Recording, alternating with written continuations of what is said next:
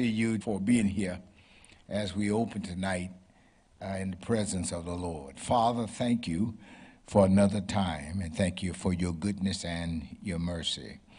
Thank you for hearing and answering our prayers. Thank you for blessing this church, this people. Continue to bless us and strengthen us and help us to the end that we might be found doing that faithfully to which we are called. We thank you for it. Those who are joining us on one of the platforms, we thank you for them. Bless them even so. In Jesus' name, amen. All right, well, tonight I want you to turn to Daniel chapter 6. Daniel chapter 6. We are blessed. We've been journeying through this book of Daniel, and I must let you know I'm really blessed by this study, and to be reminded, though I read this many times, to read the book one more time is just a blessing. And every time we read a book of the Bible, we hear God's voice a little more clearly. And so for that, we are grateful. Let's see what we can hear tonight. Glad to say Brother Hal has returned safely. He's been away, and Maya has returned safely, so we're happy to see her and all of you tonight. Now, in Daniel chapter 6, now remember, in chapter 1, we see that the Jews are carried captive, and much has happened. God has promoted. God has been working behind the scene. God knows how to keep his eyes on us no matter where we are. And so even though his people were in captivity, even though they were displaced, they were far away from home, God still had his eye on them. And we have seen how God promoted the Hebrew boys, and of course Daniel is one of those, and God does it in such a very special way, and he does it by giving the ability to interpret dreams. We have seen that as we go from chapter 2 to chapter 4, there's something going on, and we've already looked at that. And then in chapter 5, we saw where Belshazzar got beside himself because of his he got beside himself because of the fact that he was king of Babylon. And we tried to tell you the scriptures called him Nebuchadnezzar's son. We have learned, scholars have helped us to understand that maybe this was his grandson, Belshazzar, or the word could be translated successor. But nevertheless, Belshazzar in chapter 5 has arisen to the throne. He is king there. And he gets beside himself. He calls for a feast. He calls for all of his dignitaries to come and their wives and everybody. Of course, at the feast, he has his wives and concubines, and they're having a real good time. And they're drinking some good wine. They're drinking some good wine. You know, kings don't drink the bottom of the list wine. Kings drink the best wine. And so the king is all excited, and he has gotten beside himself. And so what does the king do? He orders that all of the vessels from the Lord's house be brought, and we saw it on last time. And of course, God interrupted the party when fingers appeared writing on a wall. Now we come to chapter 6, and we discover that even Belshazzar promotes Daniel because Daniel was able to interpret the dream. All right. Here in chapter 6, the last thing that we see in chapter 5, we're introduced. There's a name that pops up. There is a name that pops up. And whenever I'm reading and I see these transitions, I always look for transitions. I always look for what's next. And when you learn to identify transitions, you will find yourself, I told you before about I like verbs. I like to find the verbs in a lesson. And when I read the verbs paint the picture for me. And so when I see this transition, notice at the end of chapter 5, you will see, and Darius the Mede. So the question comes, who is this? Where he come from? Now we've been talking about the Babylonians, right? And then the next thing we see here in chapter 5, the last thing we see is that here is a name Darius that pops up. And then he's identified as a Mede. Darius the Mede received the kingdom. Now, what that tells us is that the Babylonians are now displaced as the world's great power, and now the Medes and the Persians, and there is a coming together between the Medes and the Persians. It had to do with family ties, and we'll perhaps get into that when we get into studying the Eastern powers, world powers. But for tonight, we are introduced to Darius, the last thing that we see in chapter 5. So we need to find out something about Darius. We need to find out something about Darius. And just looking at chapter 5, that last verse, we see where Darius is a Mede, and then Darius is king. He received the kingdom. What kingdom? He now heads up the great world power. It was Nebuchadnezzar and the Babylonians. It was Belshazzar and the Babylonians. But now they have been displaced, and now the great world power is no longer the Babylonians or Babylonia. The great world power is now this dual nation power, Mede-Persian, or the Medo-Persian Empire. The Mede-Persian Empire. And Darius is king. So I want you to note that. And notice, the Bible even tells us he was 62 years old at the time while he was reigning. 62 years old. He wasn't far from retirement, was he? At 62 years old. I said to my mother once, I said, Mama, I said, have you ever thought about something? She said, what? And then I enumerated the names of all her children and their ages. And the baby was 65. That was Alice Pearl. She's with the Lord now. And so I said to Mama, you ever thought about all your children on Social Security? So she laughed for a moment. Then she said, get away from here, boy. But so when I look at Darius is 62 years old.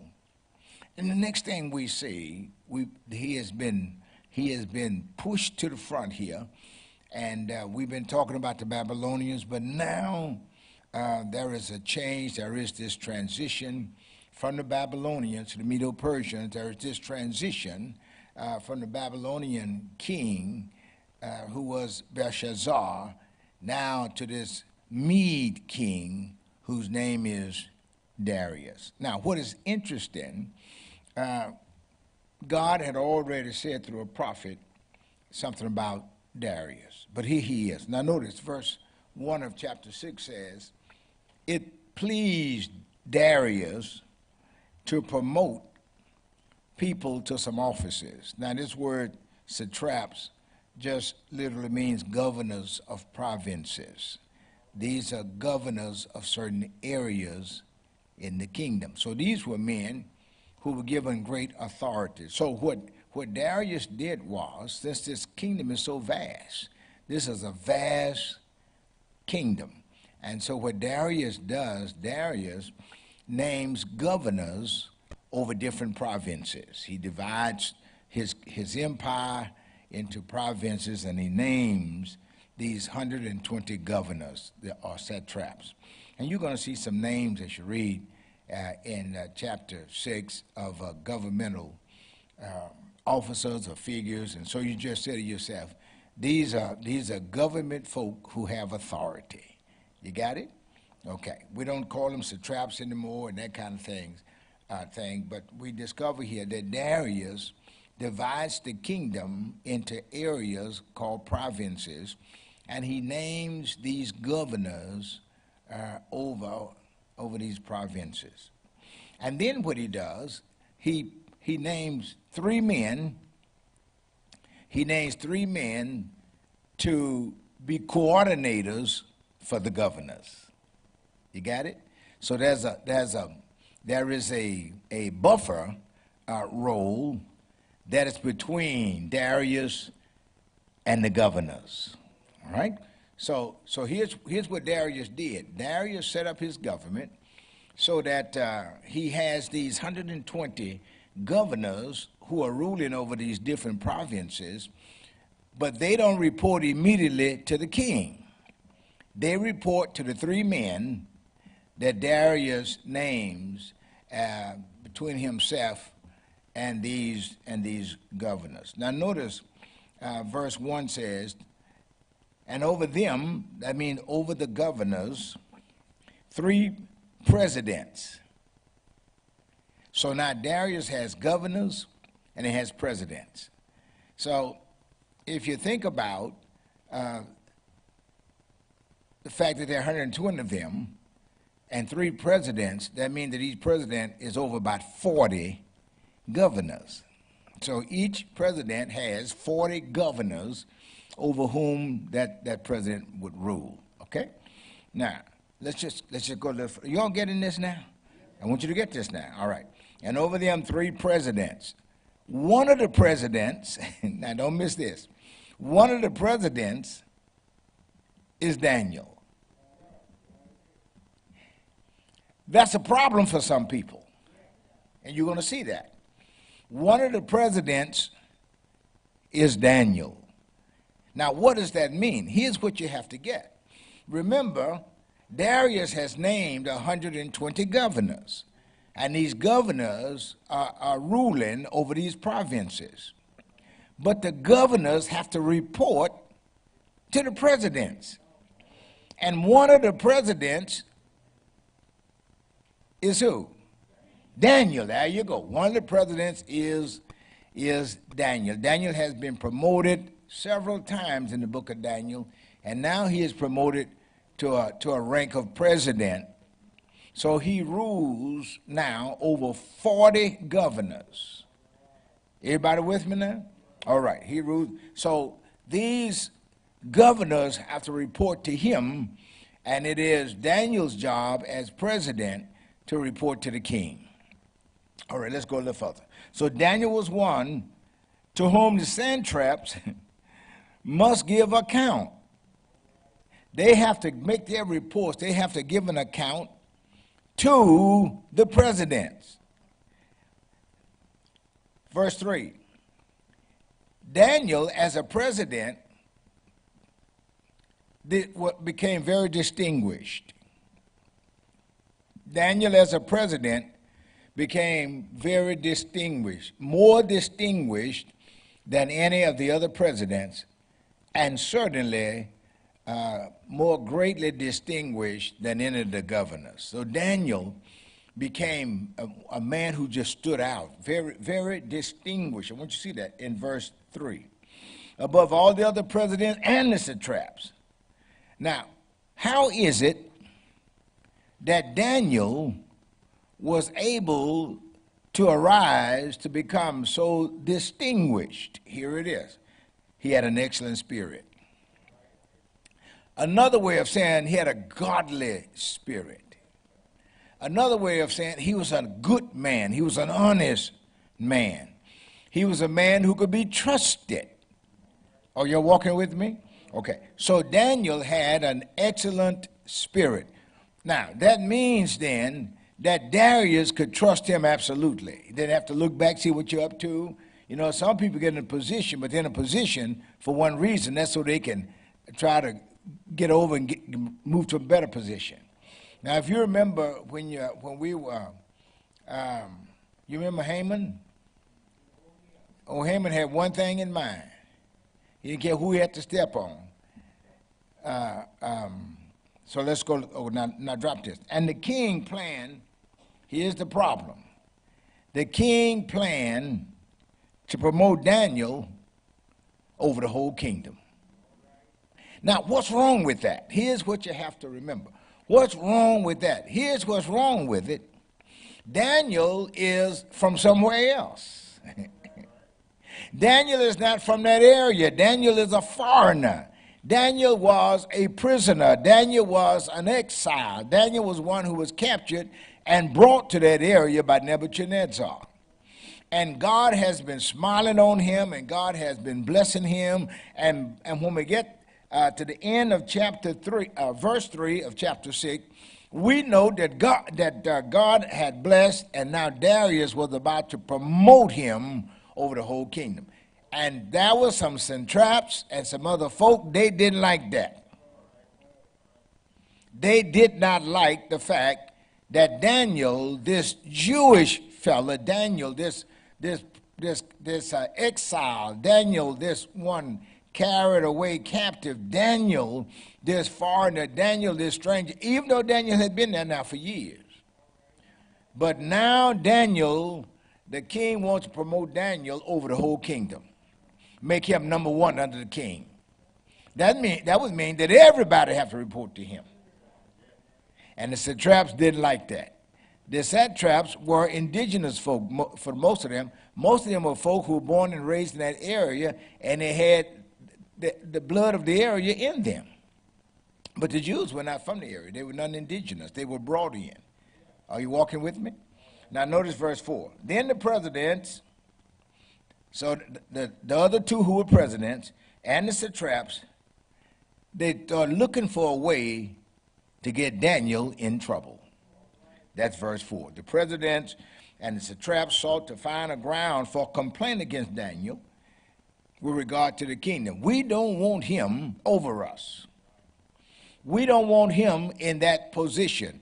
And there are some people, if God promotes you, there are some people you get a promotion, and some folk won't like you for no other reason other than the fact you're in a position they want. And they'll find every reason in the world not to like you. Isn't that crazy? I mean, folk won't like you just because you have a certain title. Certain folk will not like you. All right, now notice this. So the presidents and the satraps sought to find a ground to complain against Daniel because they didn't want him promoted in the kingdom. But now notice this, you should underline this, but they could not find anything to charge him with. They could not find anything to charge Daniel with. Why? Because he was faithful. Now let's go back up to where we just saw earlier. Daniel had a good spirit. You remember that? An excellent spirit, the end of verse 3, was in him.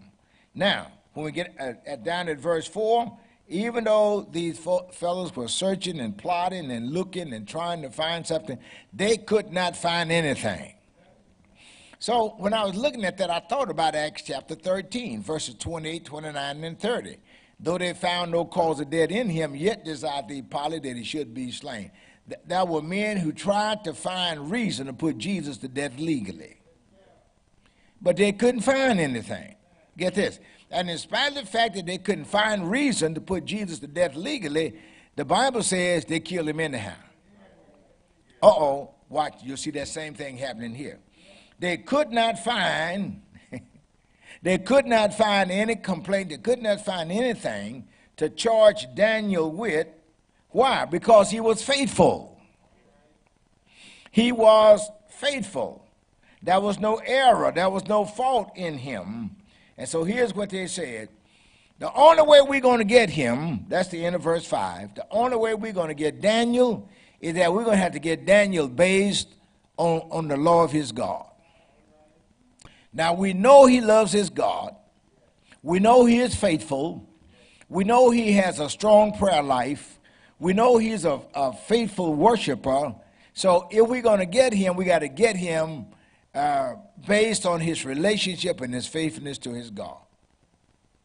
So the question is asked, if you were arrested for being a Christian, would that be enough evidence to convict you? Now, there are a lot of folk, if they were arrested for being a Christian, and they come to trial, the prosecutor said, get on out of here. There ought to be evidence found in all of us. Are you with me now? Now notice this. We must find something if we're going to get him, if we're going to get him busted, if we're going to get him removed, we're going to have to get him in trouble. And the only way we can do that is that we're going to have to set something up because he's so faithful to his God. So here's what they do. So verse 6, they come up with a plan. And here's the plan. They said, you know, Daniel worships his God faithfully. And nothing is going to stop him from being faithful in his worship experience. I wish more of us were like that, where nothing would stop us in our being faithful in our worship experience. Too many folk let anything stop them from going to church. Going to church is so easy. Cousin come to town, Bobo come to town, something going on over there, and we run over there and all that. Do you not know that all of that points and questions our faith? Whenever you let something get in your way, and then, you know, if something happened, you can't. That's one thing. But people who church doesn't mean much. Say, well, you know, say, you're going to church today? Well, yeah, I guess I'm going today. You guess you're going. We're talking about going to worship God. We're talking about you're being faithful in the presence of God. Be thou faithful unto death. Daniel was like that. Daniel was faithful. Now notice what happened. So here they said, well, the only way we're going to get him is that we're going to come up with a plot. So this is their plot. Let's tell the king to do something. If anybody in his kingdom worship any god other than the king, if anybody worship call on any other deity, whether it's man or God, for 30 days, if that man worships anybody other than the king, then he's been put to death. That's cold, isn't it? They knew that Daniel was faithful in his worship. So notice what they did. They said, "O king, live forever." Now that's supposed to be a salute of respect, but it's a setup. You know, Judas kissed Jesus. That was a setup. That was not a kiss of endearment. Okay?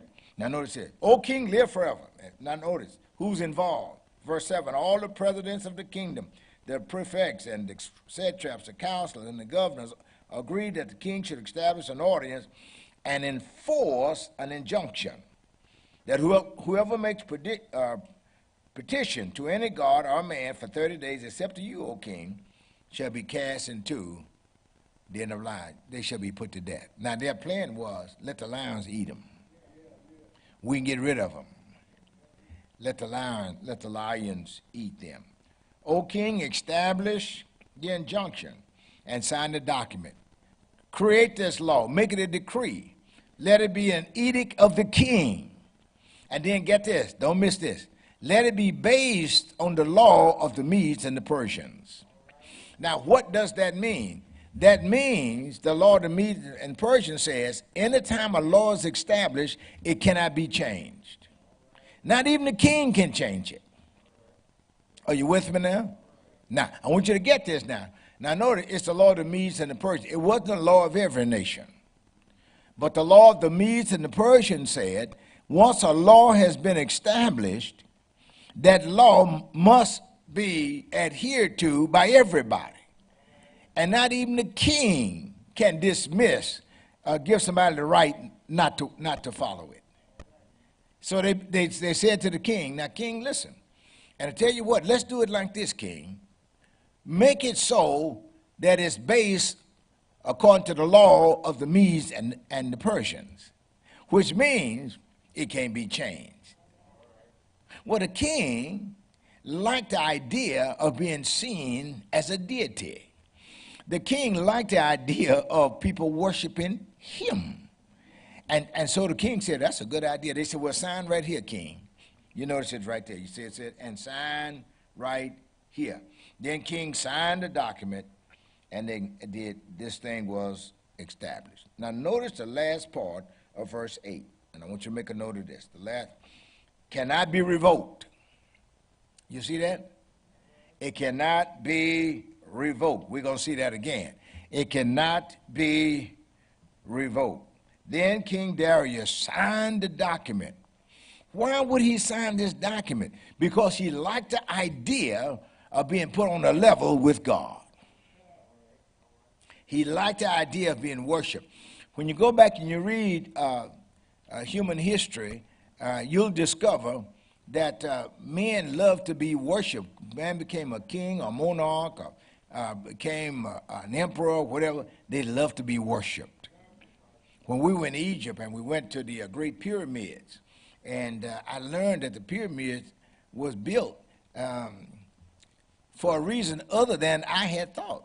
But a pyramid was built as a tomb. Can you imagine a great big thing was built for one man to be laid when he died? And the idea was, he thought that he was going to get up, be dead a while, then get on up. And so he ordered all of his gold and everything be put in there with him. And so a lot of gold and stuff was put in this room with the king, and because red robbers started finding their way in there. But it's amazing how people want to be worshipped. And that's happening today in our churches. People want to be worshipped. And so people seek titles, not to be given to the work of ministry, but titles. You know, as if titles make the man. The man ought to make the title. Are you walking with me?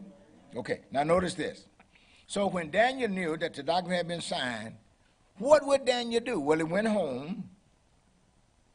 He opened the window that pointed toward Jerusalem.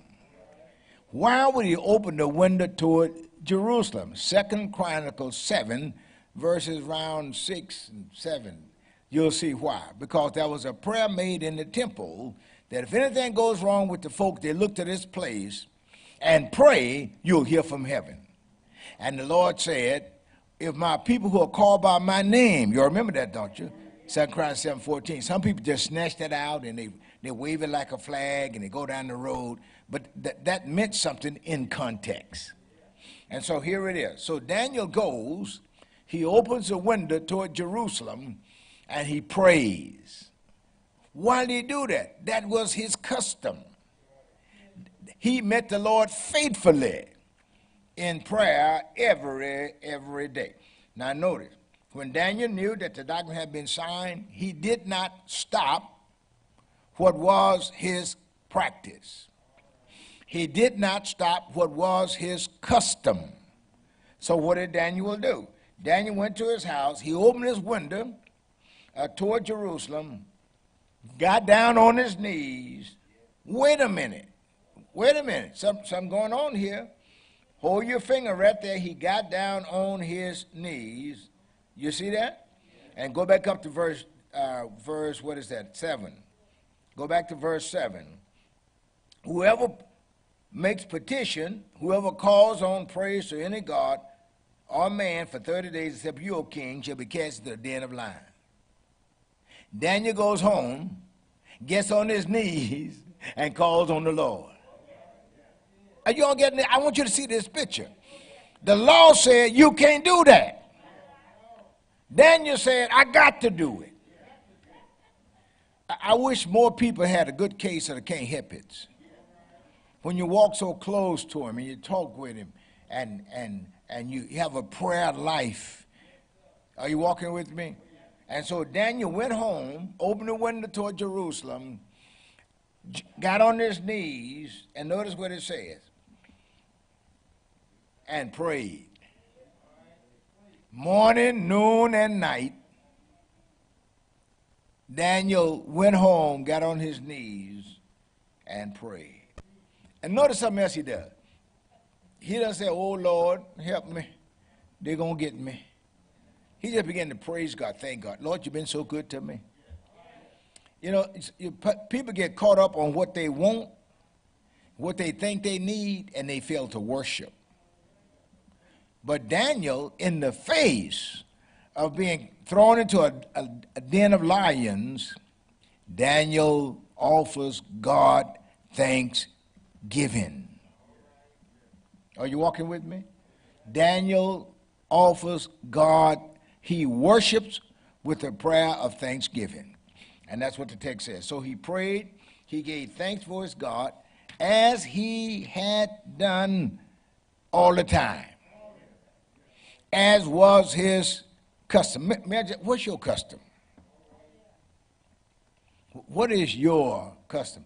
What is your personal worship like? I'm not talking about when you come to church and when you're singing in the choir and when you, I'm talking about what is your personal, private, devotional worship period like? Do you have one?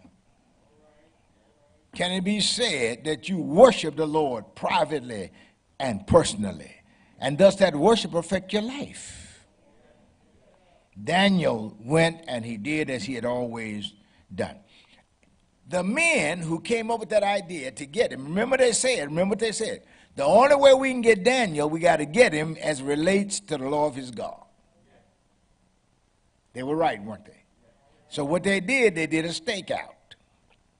They went outside Daniel's window and they listened. And guess what they heard? Lord, I bless you. I thank you. I just love you. You've been so good to me. You promoted. They heard him praising God. They heard him thanking God. And so they ran back to the king. And now notice this. These men came by agreement. We mean they had agreed to trap him. And they found Daniel making petition and plea before his God. What did we learn? That the law said you can't do that. But Daniel knew that God had said that there ought to be no other gods before him. He knew that he was to worship his God only. He knew that his God is the true God. Deuteronomy 6:4, Hear, O ye Israel, the Lord our God is one. There is only one God in his sight, and that's the true and the living God. So they ran to the king. Notice they say, "Oh, king, didn't you sign a law? Didn't you sign a law that anyone who makes petition, anybody who's crying out to a praying or worshiping any God within 30 days except to you, that man should be cast to the den of lions?" And the king said, yeah. And that law is on the book. Notice this. The things stand fast according to the law of the Medes and the Persians. So by his own mouth, the king pronounces that even he cannot change it. King, didn't you make that law? Yes, I did. And I made that law predicated on the law of the Medes and the Persians. Well, king, we have some news for you. Verse 13. You know old Daniel? The old fella that you made a president? Old Daniel, the one that you were talking about promoting and making him the president of the presidents? Well, King Daniel, who is one of the exiles, he's not even one of us. he's an exile. He is not even one of us. So, old Daniel, who is one of the exiles from Judah, he pays no attention to you. Literally meaning he has ignored your law.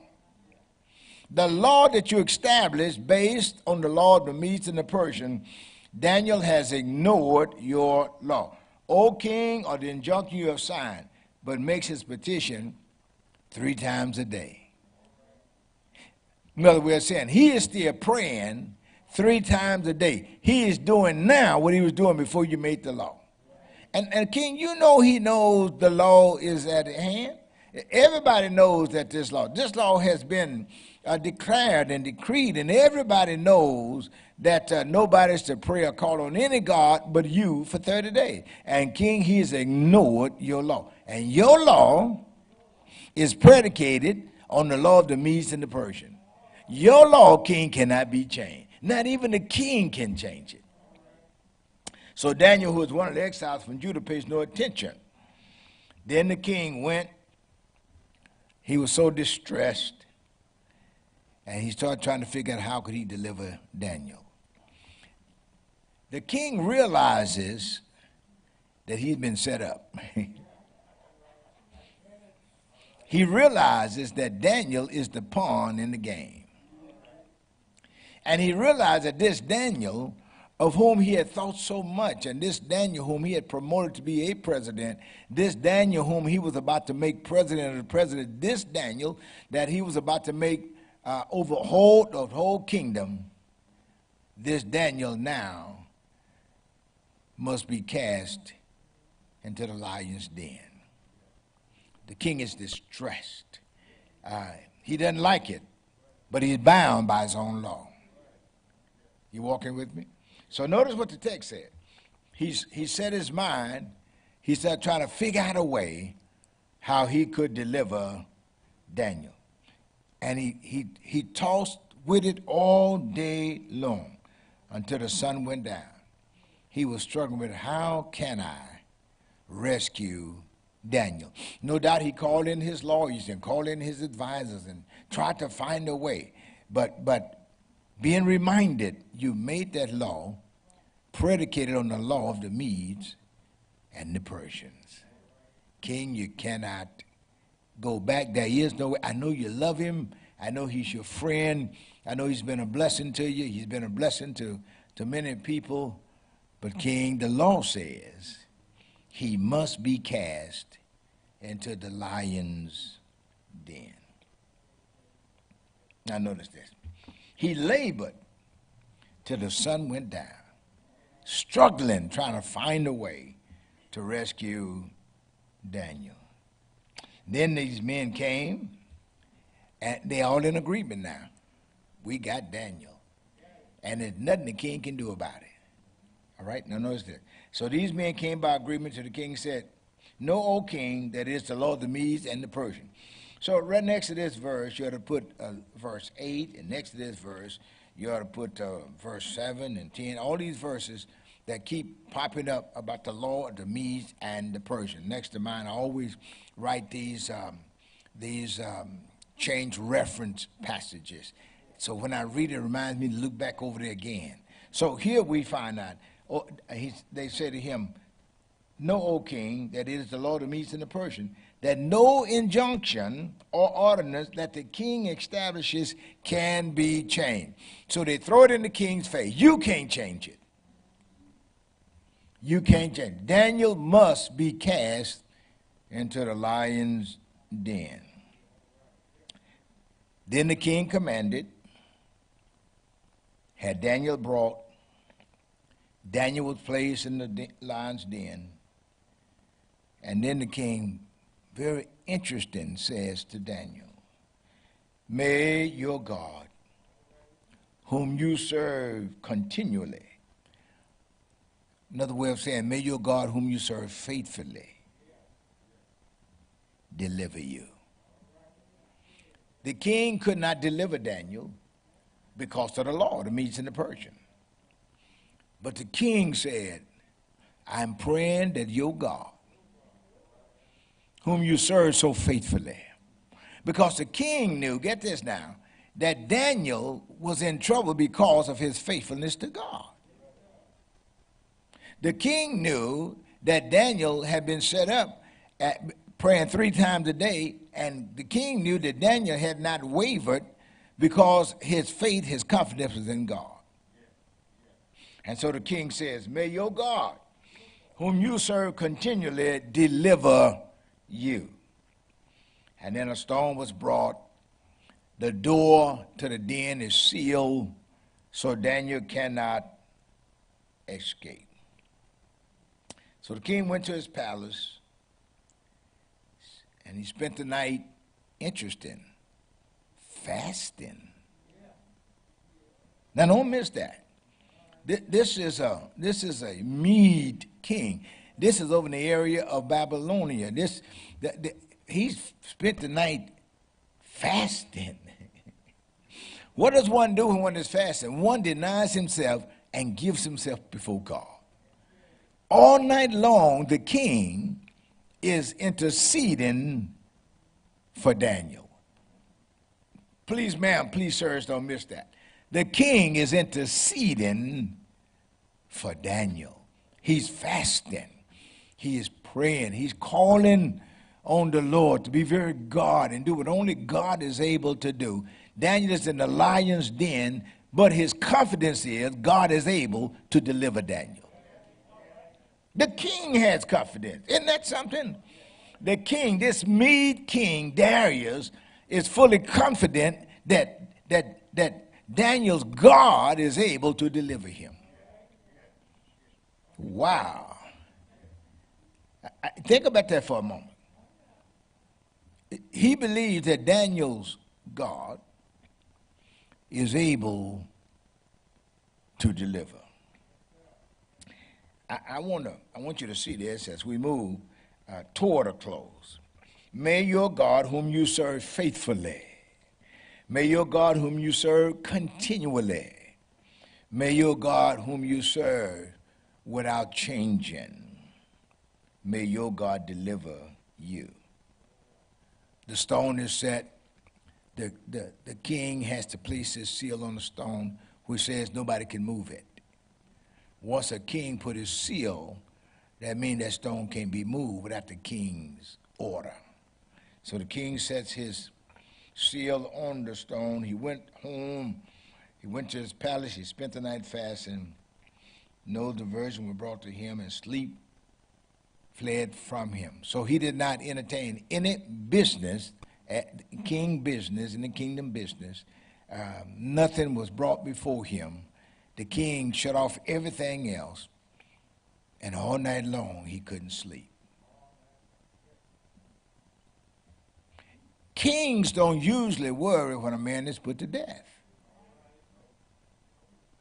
But this king is concerned about Daniel. And all night long he's fasting. He can't sleep. He is praying. He is interceding for Daniel. But then notice this. When the night is past, the day is born. After a night of fasting and praying, and after a night of Daniel being in the lion's den, the king jumps up. Get this now. He arose and he hurried down to the lion's den. Now don't miss that. He couldn't wait for daybreak. That was what Saul said. You know, weeping and endure for a night, but something gonna happen in the morning. He hurries down to the lion's den, and as he was making his approach, he cried out in anguish, Daniel, servant of the living God, has your God, whom you serve so faithfully, been able to deliver you from the lions? Daniel is in the lion's den. He goes to visit in the morning. He calls Daniel by name. He speaks as if he expects an answer. You've done that. You're not going to eat your cornbread, are you?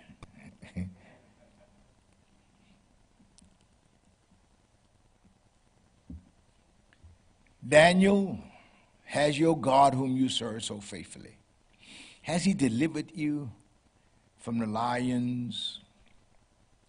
And then he hears a voice from inside the den. It says, O king, live forever. Now, listen, I know the king is excited, but I can't help but to think, what are those fellows thinking who's standing there, no doubt? A voice responds, O king, live forever. My God sent angels and shut the lion's mouth, and they have not harmed me, they have not been able. Matter of fact, the lions came and laid down with me. I had a peaceful night in the lion's den. Now, why is it that Daniel was able to have such a peaceful, restful night in a lion's den? Why is it that the lions were able to just go lay down with him? Here it is. because he was blameless before God. He was blameless before God. The pronoun him there is for God. He says, my God did something. He did it because I've been blameless before him. So he says, God has rendered me blameless. I was found blameless before God. And King, I've been found blameless before you because I've done no harm. I've endeavored to live righteously. I've endeavored to do the right thing. I've endeavored to be a good witness. I've endeavored to be a good servant. I have done no harm. But then verse 23 says the king starts shouting. He was exceedingly glad. That his joy cup was overflowing. You notice he ran down there. He cried out to Daniel.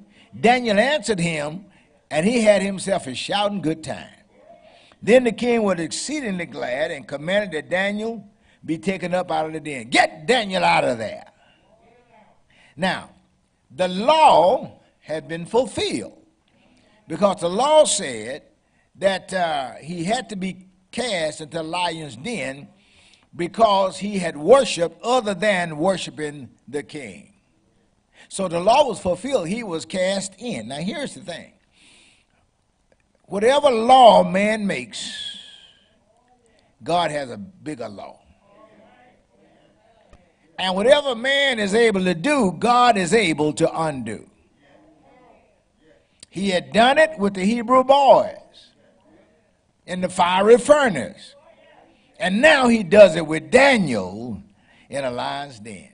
What a mighty God we serve. The king was exceedingly glad and commanded that Daniel be brought out of there. So Daniel was brought out, and no harm was found.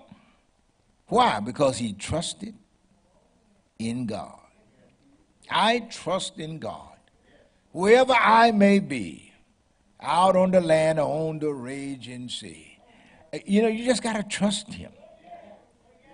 You just got to trust God. He said, my trust is in the Lord.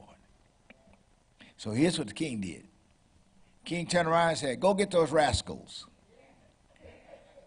Go get those 120 plus the 2. And while you're at it, get their wives. Oh, and by the way, bring all their children.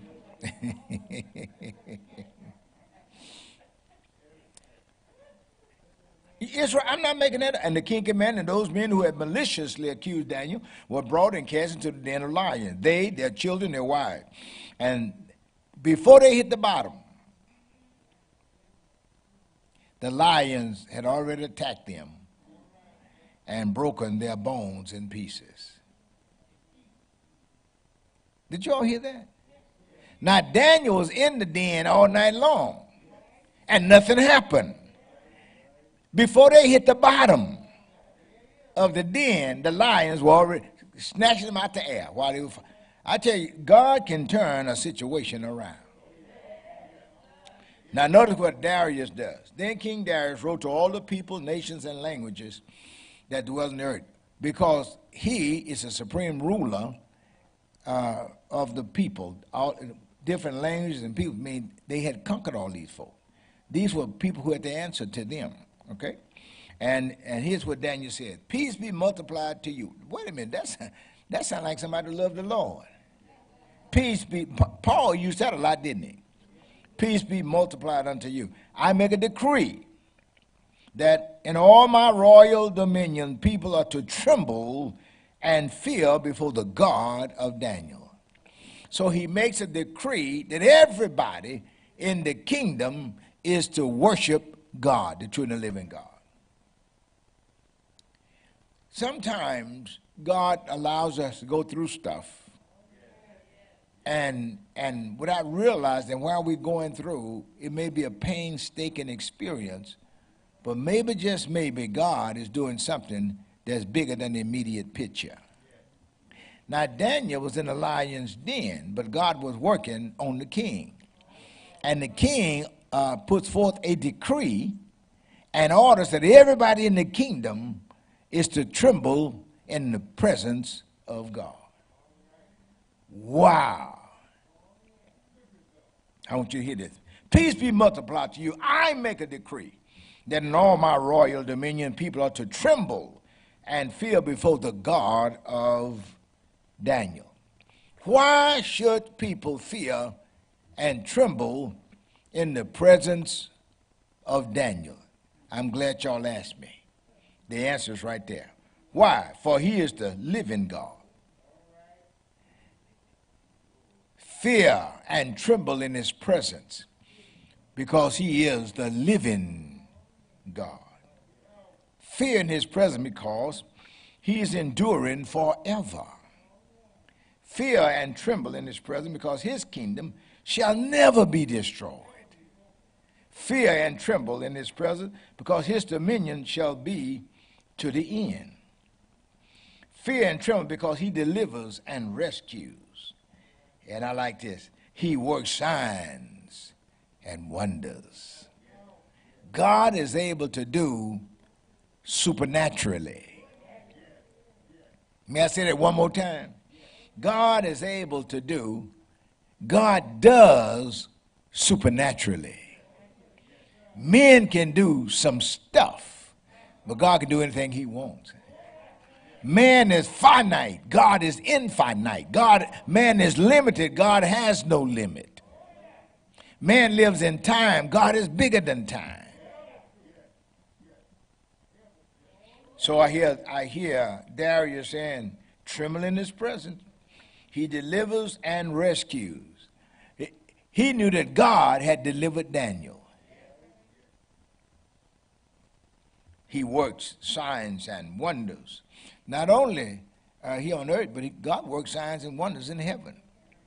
He works signs and wonders in heaven and on earth. He who has saved Daniel from the power of the lion. This is the God who has delivered Daniel from the lions. What an awesome God. Let's say it again. What an awesome God. What a mighty God. The king is brought to calling his empire into the presence of God. This is not in Palestine. This is not what we call the Holy Land. This is way over in the eastern part of the world. And here in a land where heathens are, the king says, worship the God of Daniel. I just believe if we learn to let our light shine, somebody will see something in us. Somebody ought to see something in us. And they ought to want to serve the God whom you serve. You heard the story, let's see if I can remember it. A man gave to a man in need large sum of money. Let's say $1 million. Gave it to him because he saw this man in need. And the man who received $1 million, what would you have done with that? Anybody? What would you have done? Yeah, tell the truth. You'd been jumping and shouting and running on down the street. This man gave $1 million back. And the man who was the giver said, you giving it back? He said, yeah. He said, you know, I really need the money, but more importantly, I need the one who would move in you to give me a gift like that. See, God is bigger than the gift. God is bigger than the gift. And so this chapter closes by saying, Daniel prospered during the reign of Darius and the reign of Cyrus the Persian. Now don't miss this last verse. Let's look back at the end of chapter 5, verse 31. Darius was a Mede. You see that? But when I get to the last verse of chapter 6, I see Cyrus is a Persian. The Medo-Persian Empire is established, and Daniel prospered during the reign of these kings. Now, here's the question you have to ask yourself. Why is it and how is it that Daniel prospered so? And the answer is simple. He was faithful to his God. And God blessed Daniel. What can we take away from our lesson tonight? Be faithful to God. And the same God who blessed Daniel will bless you. The same God who blessed Daniel, he will bless you. Let's pray about it. Our delight again is to be privileged, Lord, to bow in your presence, to say thank you. Thank you for blessing us with this story tonight. And thank you for helping us to see that God is at work behind the scene. But then help us to know and understand that God is not only at work behind the scenes in this story with Daniel, but that God is at work behind the scene even in our own lives. Strengthen us and bless us and forgive us and heal us and lift us up. Throw your loving arms around us. And bless our eyes to be even as Daniel, to behold our great and mighty God. May these men and these women tonight experience you like never before. I thank you for that. For all who are online, may they be challenged tonight. May their faith be increased like never before. And when we find ourselves in dens of lions, when we find ourselves what men would call behind the 8 ball, let us also find ourselves in your presence and being thankful unto you. We love you, we honor you, and we adore you. And we do it in that name above every name, the name of Jesus Christ. Amen. We want to extend the privilege in case there's somebody who has been worshiping with us tonight in the house or out of the house, but you've been a part of this experience. I want to give you an opportunity, in case you've never done so, to move close to the Lord. There was a song when we used to sing a long time ago, Move in the Room with the Lord. If you want to move in the room with the Lord, this is a wonderful time. How can you do that? By trusting in God's provision. And God's provision is his Son, his own vicarious sacrifice, Jesus Christ. If you will trust him, put your confidence in him, believe him that he died for your sin, believe that God had raised him from the dead for your justification, the Bible says, thou shalt be saved. So I want to invite you, wherever you are, near or far, to open your heart to him, to believe on him, and God will do for you what God has done for so many others. If you've made that decision, I want to know about it, we want to know about it. Call us, text us, come by, share with us, let us know that you made a decision for Christ. That's what we want to hear. That is the thing that excites us, and that is that somebody has made a decision for Christ. And maybe, just maybe, this is your night. God bless you and God keep you. Oh, one last thing. We want to invite everybody to be a part of the worship by that of your worship giving. So join us in our worship giving. You'll see on the screen how you, wherever you are, can also be a part of the worship giving. And those of you who do give this way, using these different methods, let me say thank you. Thank you for your faithfulness. Thank you for your support for the kingdom's business. God bless you. Until next time, hope to see you on Sunday morning at 8 o'clock for our teaching session, Sunday school.